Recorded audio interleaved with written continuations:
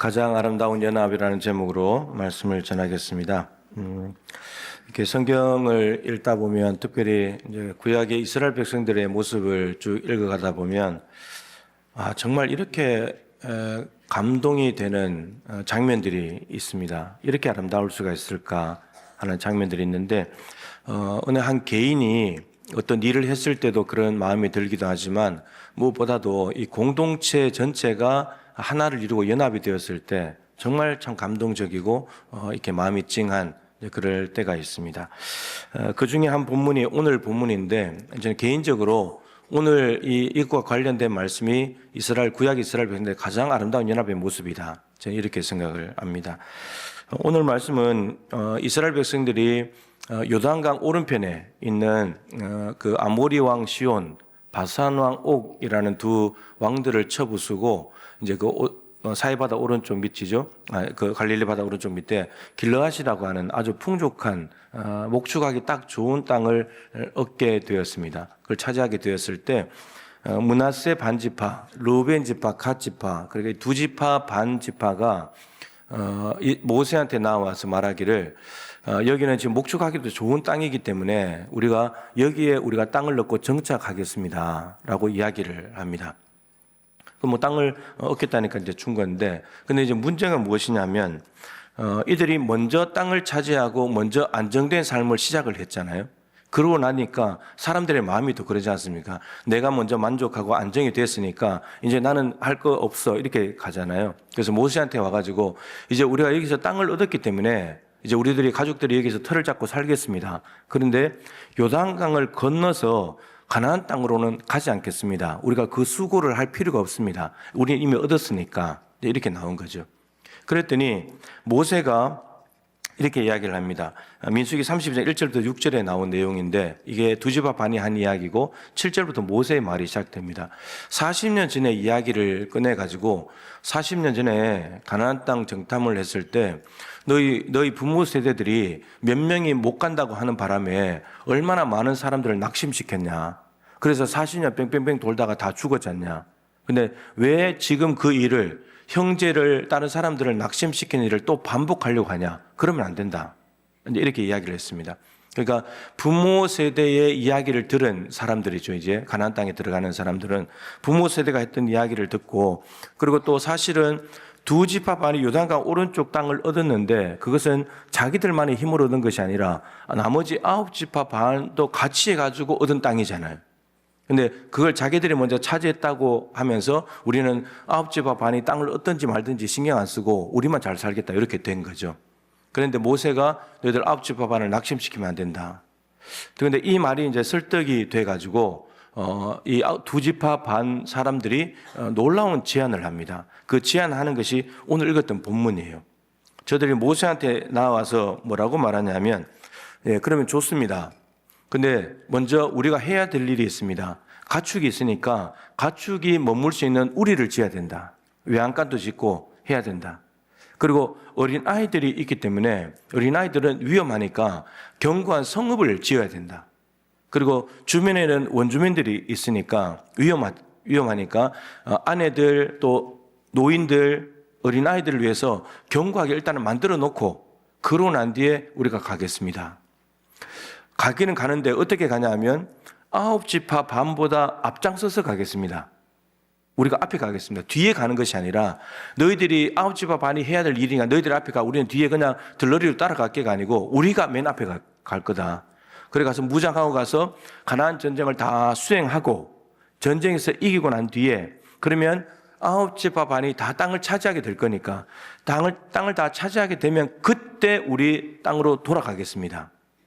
그리고 요단강 오른편에서 이미 땅을 얻었기 때문에 우리가 앞장서서 목숨을 걸고 가나안 전쟁을 수행했고 땅을 다 차지했는데 차지했다 할지라도 요단강 서편에서는 땅을 안 받겠습니다. 이중적으로 받지 않겠습니다. 여기면 됩니다.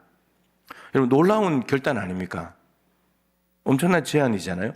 근데 이 다짐을 고백하고 난 뒤에 이들이 어떻게 하냐? 그럼 실제로 그렇게 이제 수행을 하게 되는데 이 상황을 잘 생각해 보세요.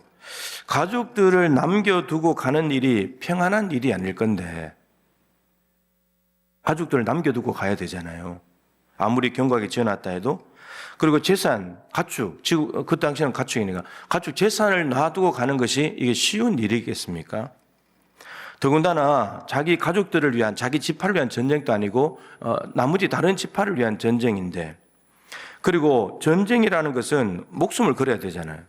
죽을 수도 있잖아요.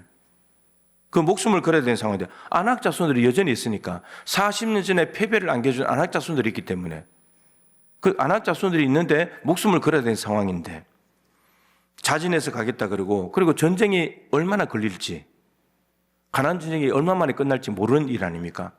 우크라이나 전쟁이 지금 이렇게까지 갈 수 있는 걸로 생각을 못했을 거 아닙니까? 그죠? 지금 이제 미국이 개입해서 정전하려고 뭐 애를 쓰고 있다는데 그런 전쟁이 언제 끝날지 모르는 일인 거예요.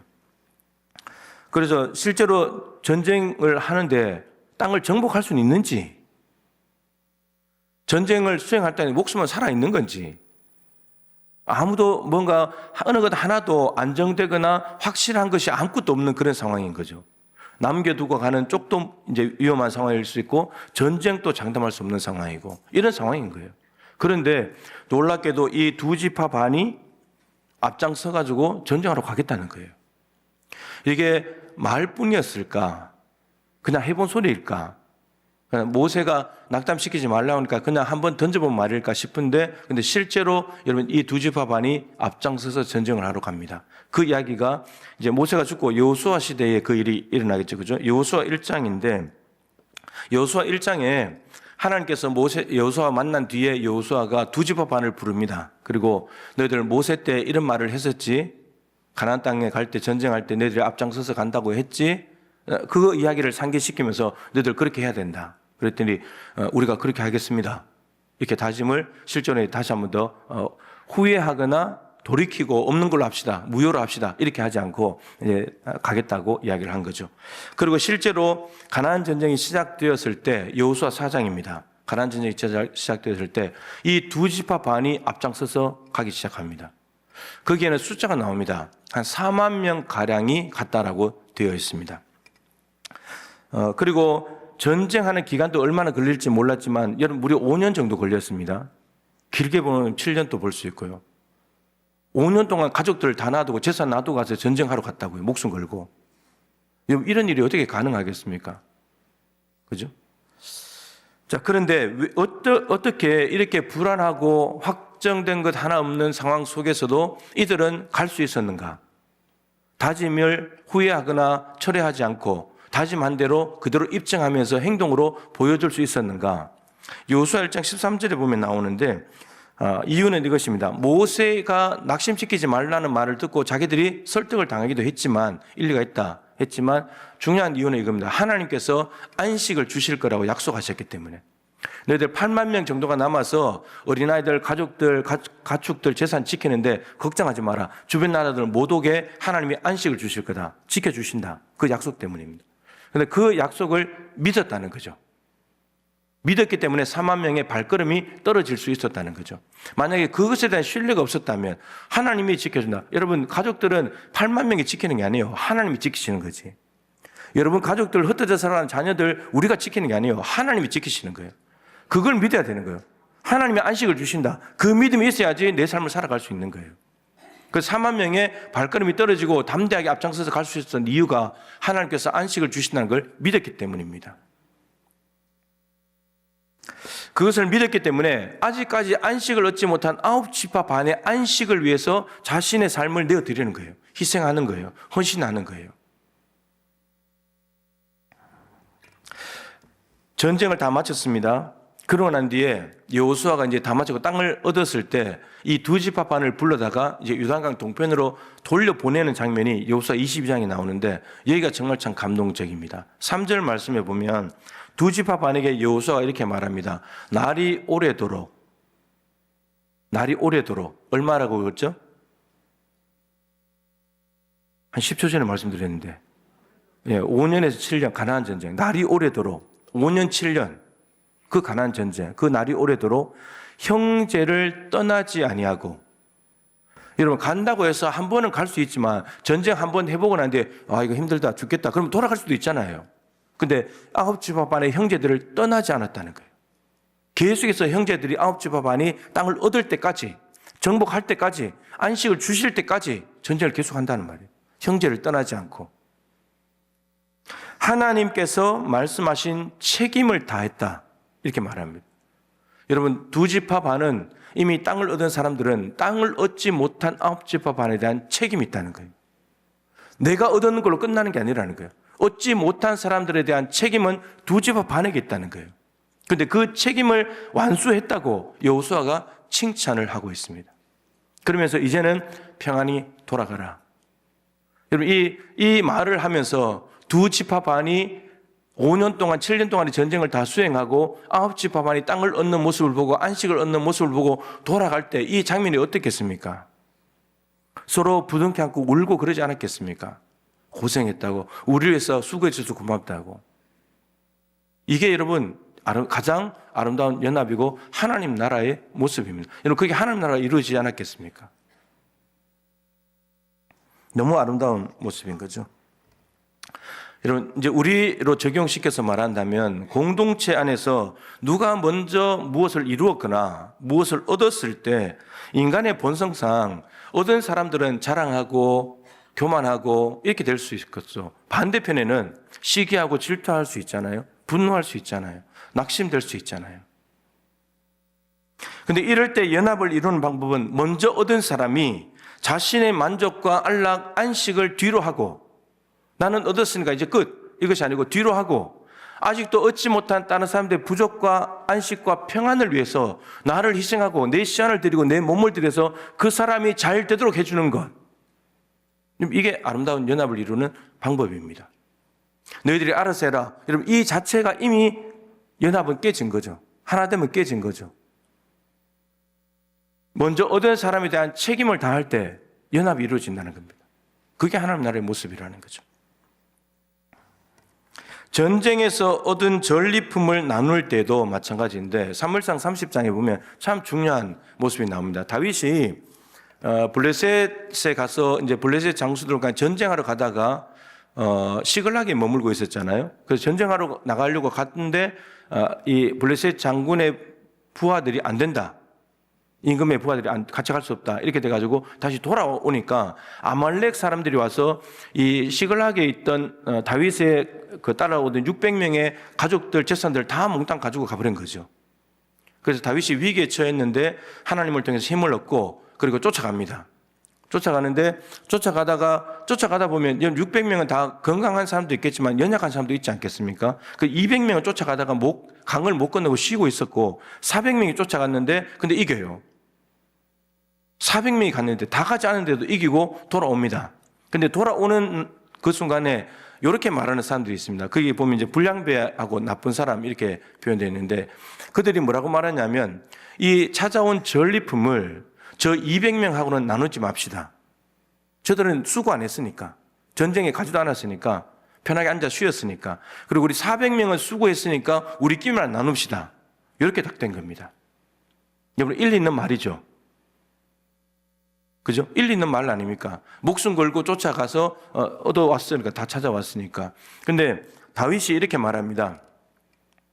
그럴 수 없다. 다 같이 나눠야 된다.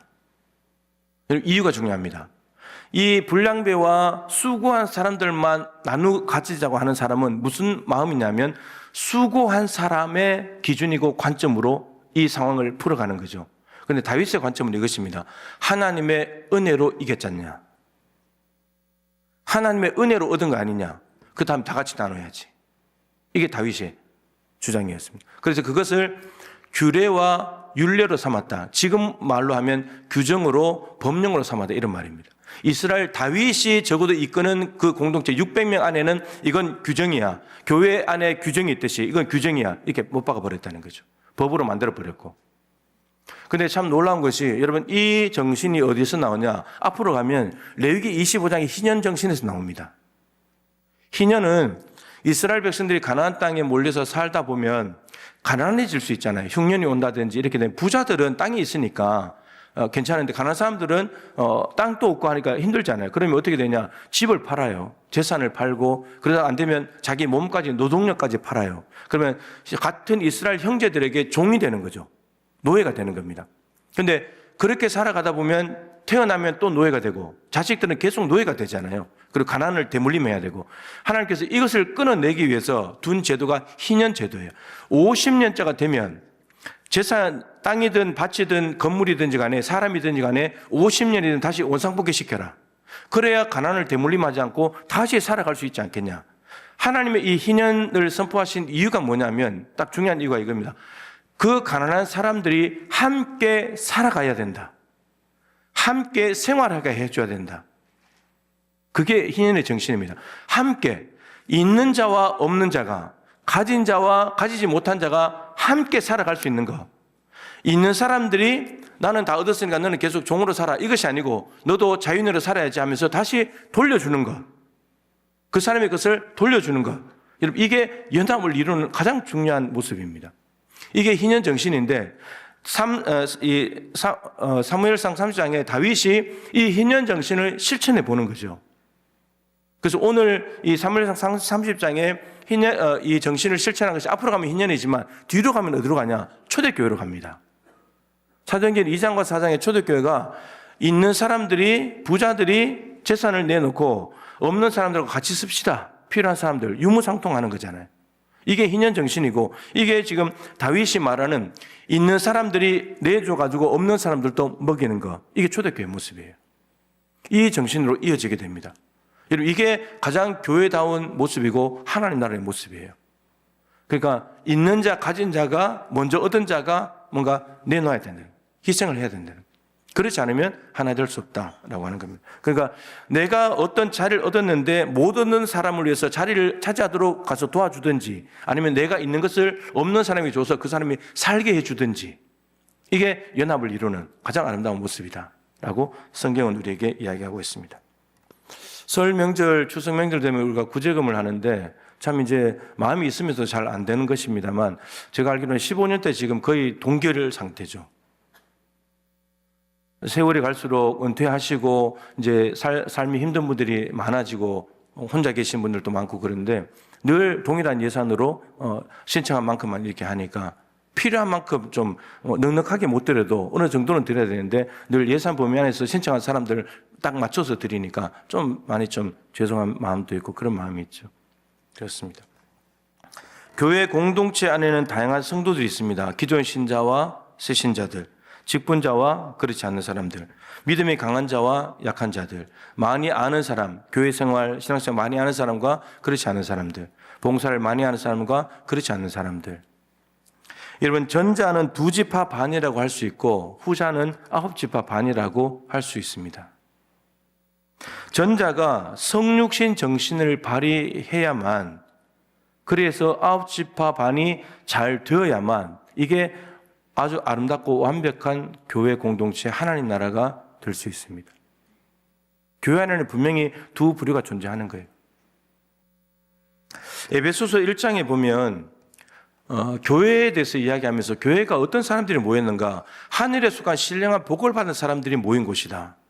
여러분, 하늘에 속한, 이 땅의 복이 아니고 하늘에 속한 것, 그리고 신령한 복이니까 하나님이 주시는 복입니다. 정확히 삼일체 하나님, 삼일체 하나님께서 주시는 복을 이야기합니다. 성부 하나님이 주신 복은 우리를 창조하시고 선택하셨다는 것, 우리를 구원하시고 예정하셨다는 거죠. 그리고 그 예정하신 것을 이루시기 위해서 성자 하나님께서 십자가에 죽으십니다. 속량 곧 죄 사함을 해주시는 거죠. 그리고 이 죄를 사하신, 십자가를 통해 죄 사하신 것을 사람들에게 알려주시고 적용시켜서 깨닫게 해주시고 믿게 하시는 것이 성령 하나님이 하시는 일입니다. 인치시고 보증이 되신다 말씀하셨죠. 우리 안에 성령이 계신 분은 하나님께서 나를 구원하시다는 보증입니다. 보증금으로 성령을 준 거예요. 너는 내 거야, 이게 했다는 거죠. 여러분, 삼위일체 하나님은 각각 고유한 사역이 있어요. 성부 하나님은 창조 예정. 그런데 그때 창조하고 정하실 때 성자 성령님이 함께 계셨다는 거죠. 일체로. 성자 예수님께서 십자가에 죽으시고 하나님의 구원 계획을 실제로 성취하실 때, 십자가에 죽으실 때도 성부 하나님과 성령 하나님 같이 계셨다는 겁니다. 그리고 성령 하나님께서 이 사실들을 적용시키고 깨닫게 해주시기 위해서 우리에게 역사하실 때, 성령 하나님이 하실 때 성부 하나님과 성자 예수님도 계셨다는 겁니다. 이게 삼위임에서 일체라는 거죠. 그런데 이 모든 것이 합쳐져서 연합을 이룰 때 우리의 구원이 이루어지게 되고 하나님의 구원 계획이 완성이 됩니다. 하나님은 완전한 사랑의 하나님이신데 부족함이 없습니다. 그런데 그 사랑을 우리에게 흘려 보내줍니다. 마치 삼일체 하나님의 두 지파 반의 입장인 것처럼 아홉 지파 반인 우리, 아무것도 얻지 못하고 불확실한 미래를 살아가고 있는 우리, 죄악 덩어리로 살아가는 우리에게 그 사랑을 흘려보내서 실제로 예수님이 내려오셔가지고 십자가에 죽으시는 그 희생을 통해서 두 지파 반보다 더 엄청난 비교도 안 되는 헌신과 희생을 통해서 우리를 구원해 주신 거죠. 우리가 아홉 지파 반의 은혜를 입은 겁니다. 하나님과의 관계 속에서 본다면. 이러한 동일한 삼위일체 하나님의 속성과 사역을 이해하게 되면 교회 안에서도 성도들끼리 서로 다른 기능을 하고 있습니다. 그러니까 자기의 기능을 하면서도 자기 부서 일을, 자기 위원회 일을 하면서도 하나님 나라를 공동된 목표를 위해서는 하나가 되어야 된다는 거죠. 따로 가는 것이 아니라 삼위일체 하나님처럼 같이 가야 된다는 거죠. 그리고 교회뿐만 아니고 교회와 언론, 교회와 방송, 교회와 기독교 단체들, 우리 교회도 지금 돕고 있잖아요. 국내 교회, 해외 선교사님들, 국내 기관들 돕고 있잖아요. 이렇게 각자 고유한 사역을 하면서도 하나님 나라를 위해서는 같이 연합해야 된다는 거예요. 이게 하나님께서 원하시는 구조예요. 삼위일체 하나님이 그걸 보여주시면서 너희들 또 요렇게 하면 좋겠다. 요렇게.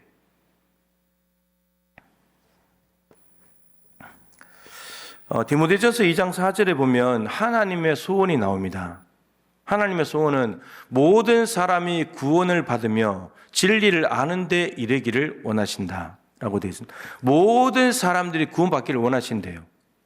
물론 믿음은 모든 사람의 것이 아니기 때문에 못 받는 사람도 있지만, 그러나 하나님의 소원은 처음부터 제껴놓은 것이 아니라 모든 사람이 구원받기를 원하신다. 그런데 문제는 교회가 모든 사람에게 다 못 간다는 거죠. 우리가 어떻게 다 가겠습니까? 순천시민 28만 명에도 못 가는데. 그러면 교회가 가지 못하는 사람들에게 누가 가냐? 방송이 갑니다. 언론이 가요.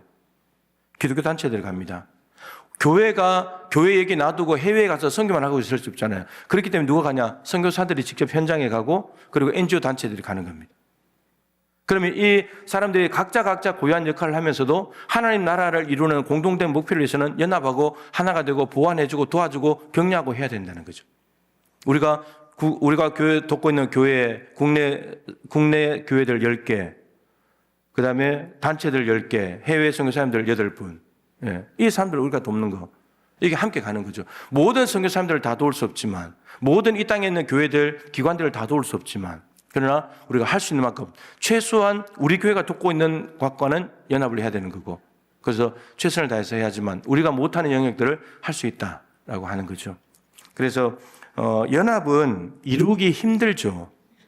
근데 힘든 것만큼 그렇게 가치가 있습니다. 그래서 형제가 연합하여 동거함이 선하고 어찌 그리 아름다운 거. 그 연합이 안 되기 때문에 되니까 선하고 아름답다는 거죠. 그래서 오늘 이스라엘 백성들의 너무나 아름다운 연합의 모습을 우리가 보았는데, 하나된 모습들, 그리고 하나님 나라의 모습을 보았는데, 이것을 본받아서 우리 성도 간에 연합하고 교회들끼리, 이제 구도심 목회자들이 연합해서 하잖아요. 연합하고 교회와 방송, 언론, 기독교 단체들이 연합해서 하나님 나라를 거세게 확장시켜 갈 수 있는 그런 우리 교회가 되었으면 좋겠습니다.